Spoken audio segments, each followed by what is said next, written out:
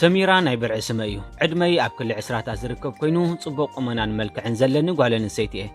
ኣነ ምርዑት እየ ምስ ሰብኣየይ ግን ኣብ ክልተ ሃገራት በበይና ኢና ንነብር ኣብዚ ዝነብረሉ ዘለኻ ዓዲ ምስ ኩሉ ሕወስቲ እየ ብዙሓት ደቂ ተባዕትዮ ይቐርቡን እዮም ግን ከኣ ምስ ግዜ ኩሎም ይርሕቑኒ እቲ ምኽንያት ከኣ ንኣብነት ኣነ ንሓደ ወዲ ከም ሓወይ ወይ ከም መሓዛ ይቐርቦ እሞ ንሱ ከኣ ምርዑት ምዃነይ እንዳፈለጠ ንፍቕሪ ወይ ንፅታዊ ርክብ ይሓተኒ ኣነ ከኣ ምርዑት ስለ ዝኾንኩ ይኣብዮ ሽዑ ከኣ ይርሕቐኒ መሊሰ ከኣ ምርዑት ምዃነይ ነጊረ ካልእ ወዲ ይቐርብ ንሱ ከኣ ከምቶም ካልኦት ይርሕቐኒ ብዘይ ምግናን ኣብ ሓደ ዓመት ልዕሊ 10 ኣወዳት ከም ይሕዋተይ ይቐርቦ እሞ ንሶም ከኣ ብሓደ ዓይነት ምኽንያቶም ዝርሕቑኒ ኣነ ከኣ ሓደ ንፉዕ ከም ሓወይ ወይ ከም መሓዛይ ዝቐርቦ ሰብ ክህልወኒ ኣይጸልአኒ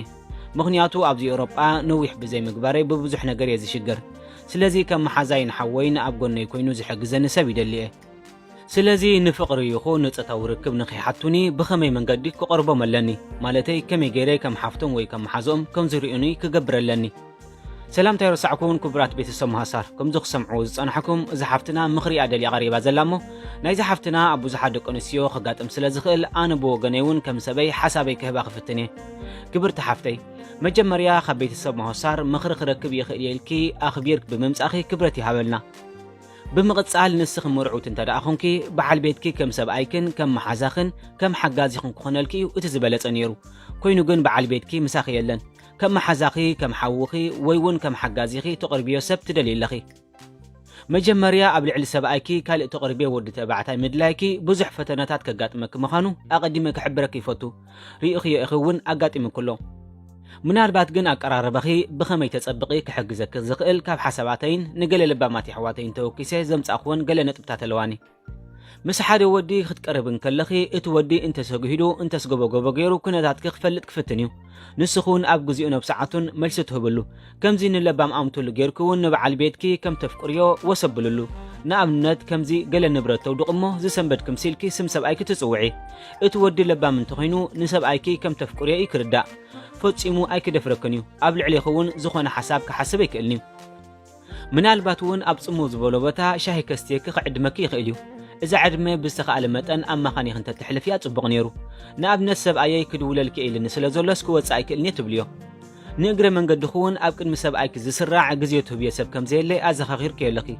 ምናልባት ግን ንስኺ እውን ንፋስ ክትወስዲ ደስ ኢልክ እንተ ነይሩ ኣብ ጽሙው ዝበሎ ቦታ ክኸውን የብሉን ምሳኺ ካልኣይቲ ተማሊኢኺ እቲ ምዝንጋዕ እውን ናይ ሓባር እንተገበርኩሞ ተመራፂ እዩ ንስኺ ንበይንኺ ንሱ ንበይኑ ኩልቲኹም ኣብ ጽሙው ዝበሎ ቦታ ነዊሕ እንተጸኒሑኩም ግን እቲ ወዲ ካልእ ትርጉም ክህቦ ይኽእል እዩ ከም ሓንቲ ኣገዳሲት ነጥቢ እውን ብሕውነት ተቐርብዮ ከም ዘለኺ ኩሉ ግዜ ዘኻኽርዮ ሕውነታዊ ዕላል ዕልልዮ ክጽውዕዮ ከለኹ ንኣብነት እቲ ወዲ ሳሙኤል እንተኾይኑ ስሙ ብስሙ ሳሙኤል ሓወይ ኢልክ ትጽውዕዮ ከተቀባጠር ክትብሊ ሳሚተይ ሳማዓይነይ ሳመይ ወዘተ እናበልክ ትጽውዕዮ እንትኾንክ ግን ሓደ እቲ ወዲ ነቲ ወዲ ፈኺስኩ ኣለኺ ካልኣይ ከኣ ኣብ ልዕሊኺ ዘይሕውነታዊ ረኣያ ክሓድሮ ይኽእል እዩ ኣብ ገዛኺ ክሕግዘኪ ወይ ብኻልእ ጉዳይ እንተመጺውን ውሩዝ ኣከዳድና ተኸደኒ ረቂቕ መቂቕ ወይ ሓጺር መጺር እንተጌርኪ ወዲ ምዃኑ ረሲዕ ክለኺ ማለት እዩ ኣብ ነፍሲ ወከፍ ዕላልኩም እውን ሰብኣይ ክልዕልዮ ወላ ኣልዕለ ቢልኪ ሰብኣየይ ከም ዝበለ ኢልኪ ዕላል እምፅኢ እታ ዕላል ናይ ማማይ ጅምዓ ክትከውን ትኽእል እያ ግን ጸገም የብሉን እምበኣርከስ ሓሳበይ ነዚ ይመስል ብዙሕ ኣጉሊለ ክኸውን ይኽእል እየ ግን ከኣ ለባማት ኣሕዋተይ ክመላልእዎ ምዃኖም ኣይጠራጠርኒ ኣብ መወዳእታ ክብለኪ ዝደሊ ግን ኣብ ዓመት ልዕሊ 10 ወዳት ሓቲቶምኺ ምስ ኣበኽዮም ከኣ ብሩኻት ኮይኖም ብሰላም ካብ ህይወት ክርሕቖም ምናልባት ግን ካብ ብዙሓት ሓደ ፀቂ ህይወትክን ህይወት ሓዳርክን ዘበላሹ ክርከብ ስለ ዝኽእል ኣዝይኺ ጥንቃቐ ክትገብሪ እየ ዝምዕደኪ የቐኒየለይ ክቡራት ቤተሰብ መሃሳር ነዚ ሓፍትና ኣነ ብወገነይ ከምዚ ዝሰምዑ ጽናሕኩም ሓሳበይ ሂበይ ኣለኹ እሞ ንስኹም እውን ሓሳብኩም ሃብዋ ምሳኹም ዝጸናሕኩ ሓሚኤ ክሳብ መወዳእታ ቪድዮ መሳይ ሓቢርኩም ብምጽናሕኩም ካብ ልብ የመስግን ክሳብ ብኻልእ ቪድዮ ዝምለሰኩም ሰላም